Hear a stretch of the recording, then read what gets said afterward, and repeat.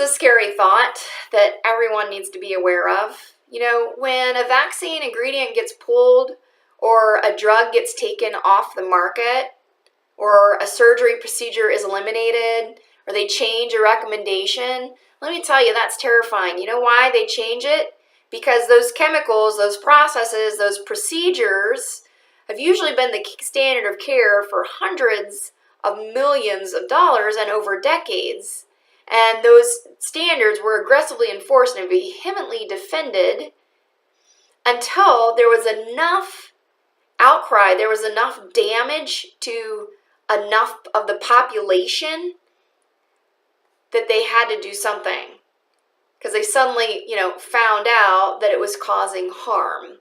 So who are the guinea pigs that these drugs and procedures are performed upon? It's us. Especially as a woman, it's really hard to be a woman in the medical model. In this week's news, so the FDA proposes mammogram changes for the first time in 20 years. First time in 20 years. Which I've known for probably the last 10, if not more, and I've said it over and over and over again, is that mammograms are often more harmful than good. And more women, you look at the studies, more women have false positives, meaning that they were identified with breast cancer through the mammogram when in fact they did not have. And it does more damage to the breast tissue. And so it should only be used in very, very, very limited situations. So that's something that's changed. It only took 20 years to change the procedures. And then this one is super scary. So there was such a breast cancer risk associated with a drug called Premarin.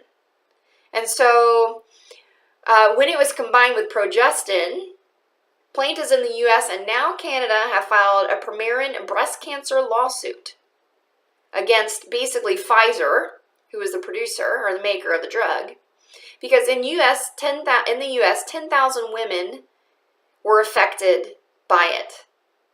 And so guess what happened? In May of 2011, Pfizer agreed to settle those suits for $772 million.